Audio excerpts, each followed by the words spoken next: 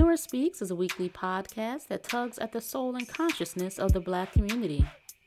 With show topics such as youth empowerment, education, women's impact, and civic engagement, Nora Speaks challenges the listener to not only join the movement, but be the movement. On the show, you'll learn from insightful guests who have demonstrated capacity in these fields and more, and I'm your host, Nora Muhammad. Welcome to the show.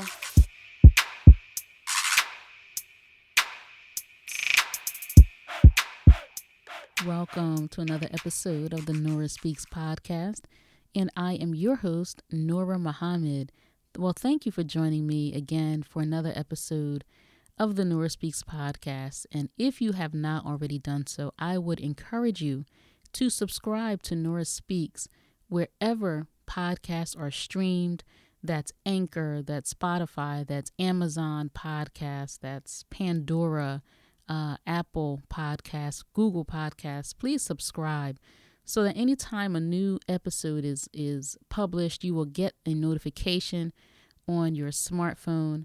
And also, please follow Nora Speaks Podcast on Facebook, Instagram, and Twitter, and tell your friends to do the same. There's important conversations that are happening on the Nora Speaks Podcast, and it is important that we get information that can sustain us and that can improve our conditions and improve our outcomes.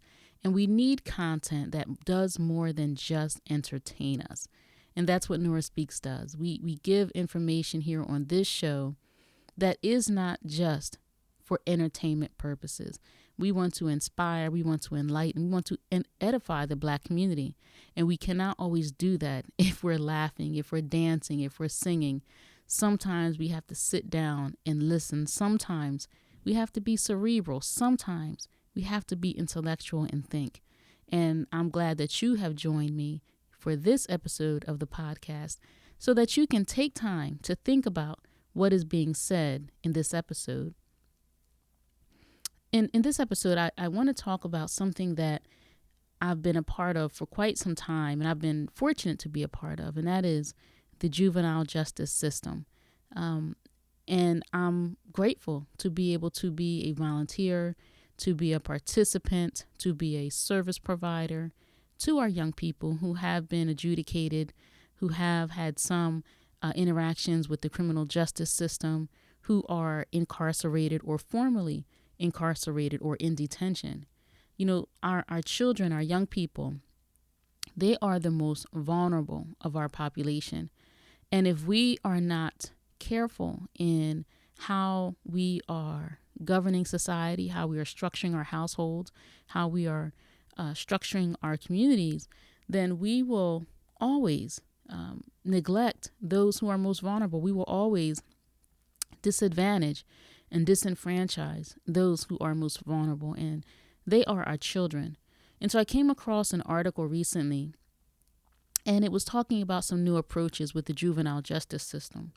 And I have to say, I am grateful to be a participant and a service provider and a volunteer within the juvenile justice system. I cannot help but think about what we are missing.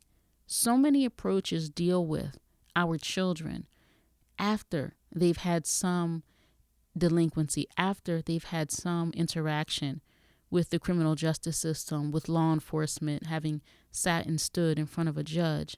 And when that gate is open and that horse is out, it's so hard to corral, to bring back in. And so when I say something is missing, I believe it's the prevention piece. And I know that there are many approaches to prevention of violence amongst young people. I've been to conferences on violence prevention amongst teens. I've been a part of conversations and conferences and dealing with those who are in the juvenile justice system and how to help them get on the straight and narrow path. I've been a part of those conversations, and there's great conversations that are being held by some really wonderful and thoughtful people. And I have to say, I'm personally grateful for those people that I've been in conversations with who are in the juvenile justice system and in those services and trying to support our young people who are there But I must say, something is missing. And when I think about our young people and all of the trauma and all of the experiences that they have before they engage in delinquency, what is happening in our homes and in our communities? What are we not doing that creates the instability, that creates the fear, that creates the trauma, that creates the pain, where our children are running from our homes? So in thinking about that, I thought about the ACEs survey. And for those who may be unfamiliar with ACEs, ACE, that is the measurement that the Center for Disease Control conducts, or it's a survey. And ACE stands for Adverse Childhood Experiences. And so the survey generally has 10 questions where you would answer yes or no to these questions. And one question involves physical abuse, another sexual abuse, another physical neglect, another emotional neglect. One asks if there's a family member who has been in prison. Another asks about domestic violence, having witnessed their mother being abused. And these experiences, if someone was to answer yes, that denotes some kind of adverse childhood experience, some kind of trauma that a child has experienced. And so in my research and what I've learned, and research that I can read from studies and from literature, and in my research and just speaking with young people who I've met in the corrections center, in the justice center, in the detention center, what I've learned is that most of the young people who are there have had some adverse childhood experience. They've had some significant adversity. And generally, it's not just one, it's multiple. And these children who are experiencing these unfortunate things in their life at such vulnerable times, how do we expect them to manage? How do we expect them to cope? Some homes have drug abuse there. Some homes have domestic violence there. Some homes there's food insecurity, or there's insecurity with housing. So our children are faced with so much. And so children can act out. Children can engage in delinquency for a number of reasons. They could be looking for family in the gang. They could be looking for something to eat and they're stealing. They could be looking to get away from an abusive household and they've ran away and now they are selling drugs to make money, or they are prostituting themselves to make money to survive. But what are we doing? What steps are we taking to impact the home life, to impact what's happening in the community, to impact the provision educationally for our children in the schools, so that our homes, our communities, and our schools can be safe places for our children? And, we are guilty. We are guilty for not promoting a culture of wholeness in the Black community. We are guilty of this. When we will listen to music and consume media that is destructive, that promotes dysfunctional and unstable home lives and communities, what do we expect as an outcome when we're consuming this kind of content? When we are, and I mean consuming it whole scale. There was a time when, underground rap, there were, really positive lyrics and real hip hop. I mean, real hip hop, right? Real lyricists. And they were underground. How is it that the most negative, the most debasing, the most degrading, the content that promotes drug abuse, sexual violence, how is that the mainstream and not the underground that, you have to go look for. We don't have to go look for content in our media that promotes a dysfunctional lifestyle. Not in Black music, not in Black culture, not for us. It is popular. It is on the radio. And so we are consuming it. And our children are consuming it. So they're seeing dysfunction in the home. They're listening to dysfunction in their music, and they're acting out with these dysfunctional behaviors. And then we find them involved in the criminal justice system. We find them in juvenile detention centers, and parents and aunts and teachers, where everybody's now looking to figure out, how do we fix this child? How can we get this child just to act right? And see, here we are trying to repair damage that has been done when we can focus our energy and our attention in preventing the damage. But we do not focus our attention or our resources on preventing damage. And I say we are working backwards. It is so hard to put that problem under control. It is so hard to kind of put that genie back in the box once it's out. I've listened to young women, girls, talk about being addicted to methamphetamines, being addicted to hard street drugs at very, very young ages. Now, we have a 12, a 13-year-old, a 15-year-old, and now this young person has to live an entire lifetime of fighting the demon of drug addiction, right? How can we get ahead of that so that that is not something that we have to be combating in helping this child get sober, understand sobriety, understand addiction, and to stay sober, right? Our young people who are being sexually abused in their homes, who are witnessing domestic violence in their homes. And then they come out into the community and they're violent and they're impulsive and they're out of control and their emotions are high and they don't know how to control their emotions.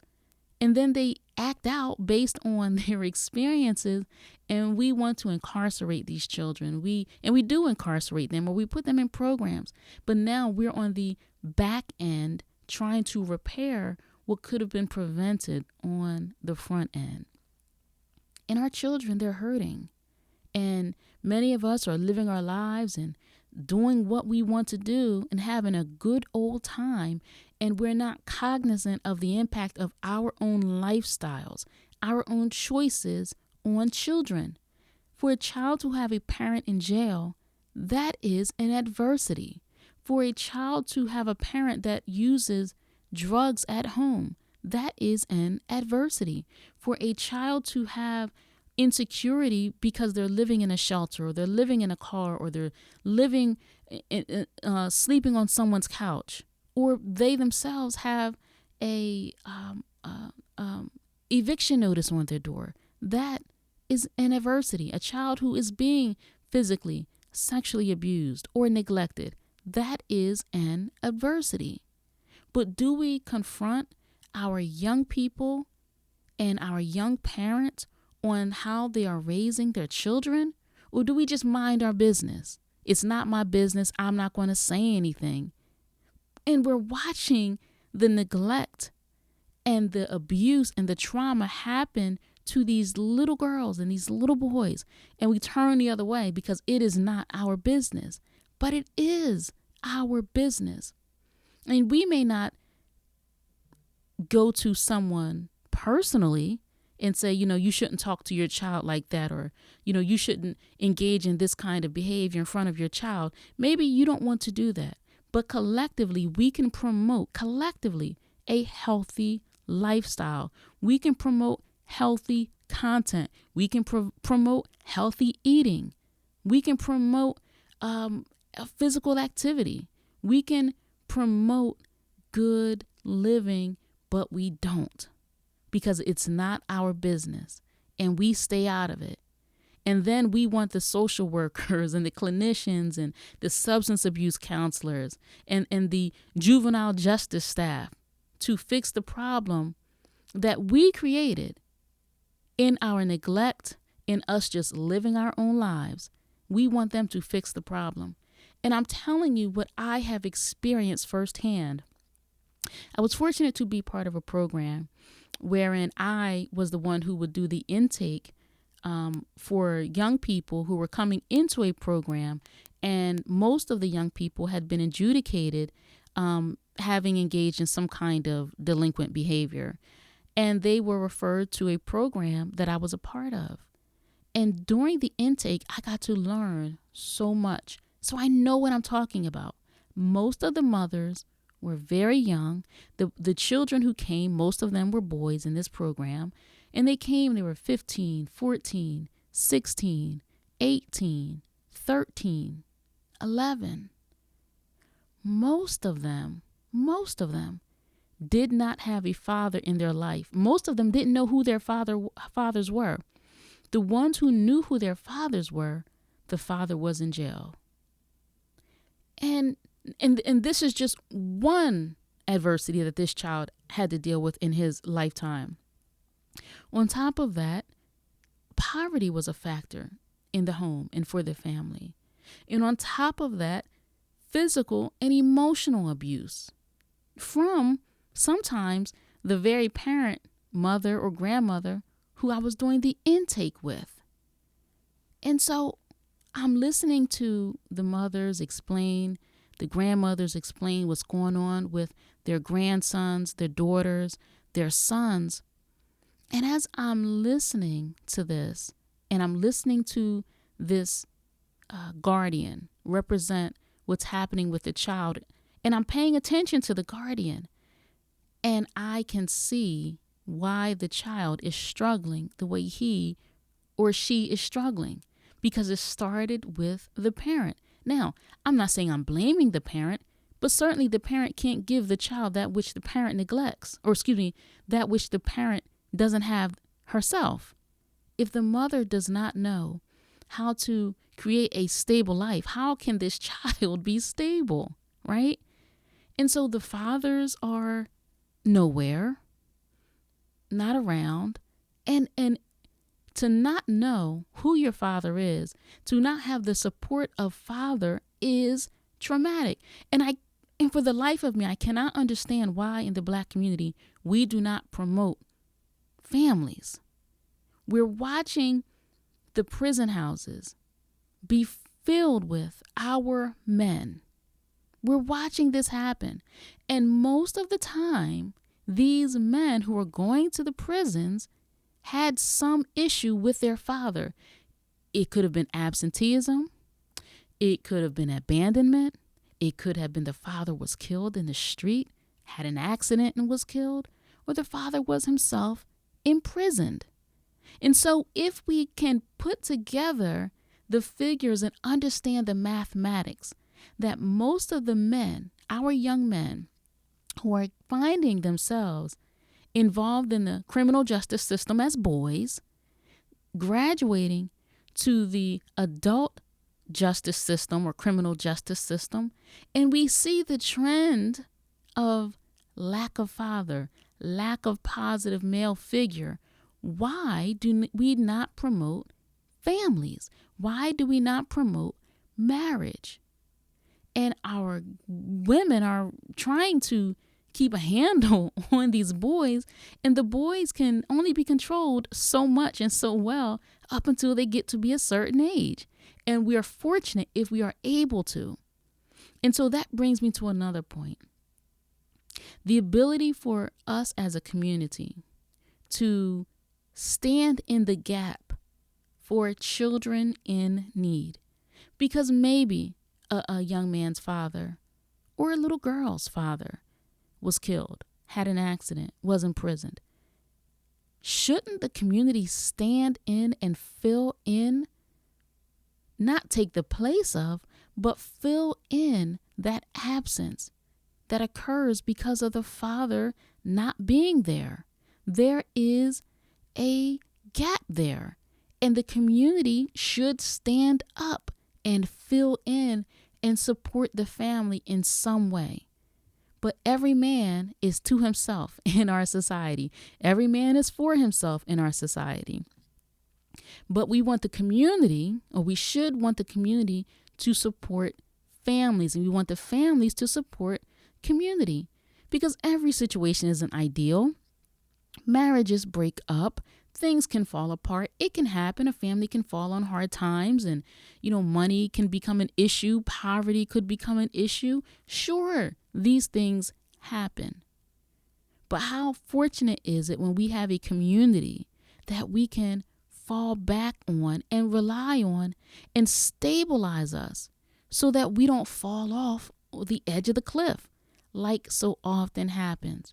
I see our young women in the juvenile justice system.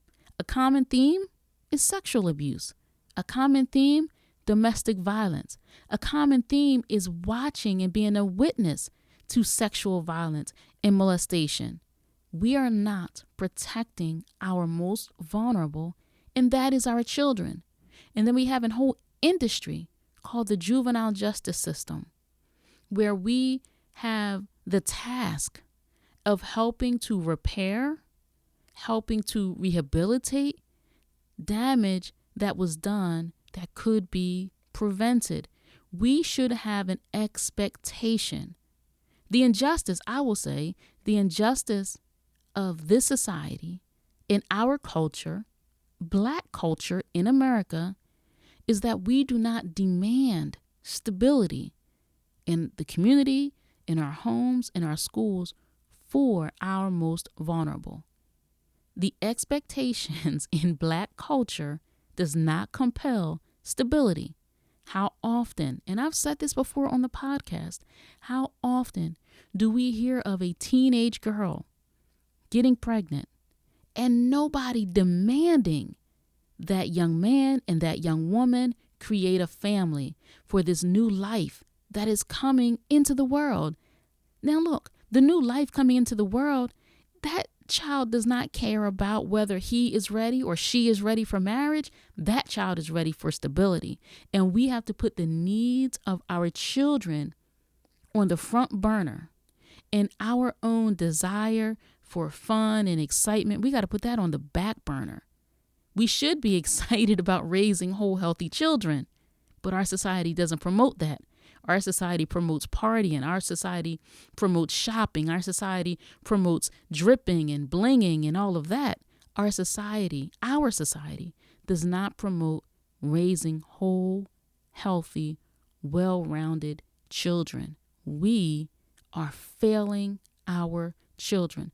There is only so much that the juvenile justice system can do.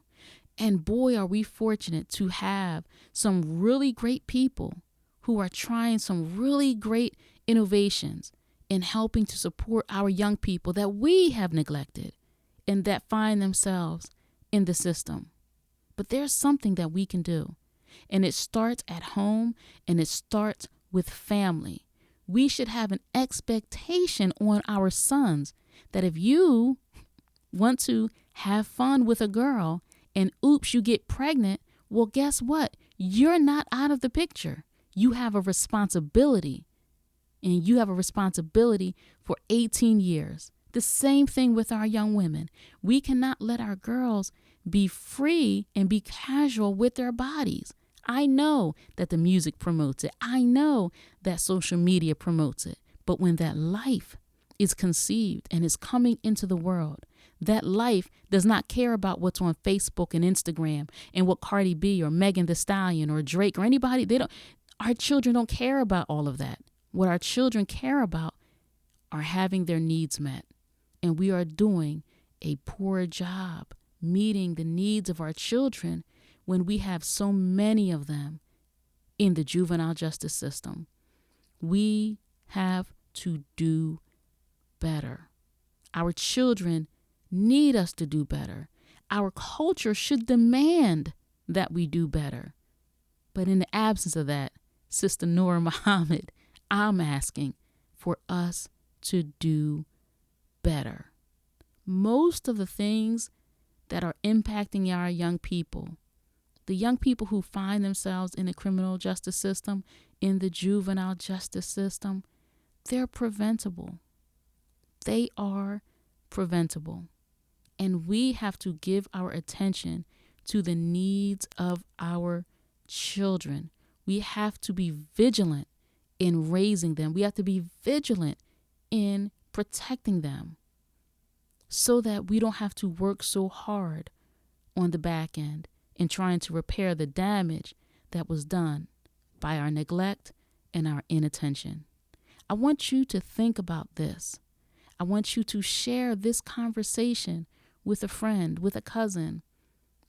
Think about what we can do to help our children come into the world and be prepared to be successful. Come into this world and prepared to be successful. So we have to change the nature of our mindset. We have to change our attitudes. We have to change what we have allowed to become common in our communities. And we have to promote family. We have to promote community. Without this oneness, then what we are seeing now is only going to get worse. I want to thank you so much for listening to this episode of the Nora Speaks podcast.